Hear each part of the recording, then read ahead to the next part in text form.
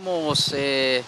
visitado por unas fuertes lluvias acá en el municipio de Ciudad Arce con unas ráfagas de viento bastante fuertes y actividad eléctrica,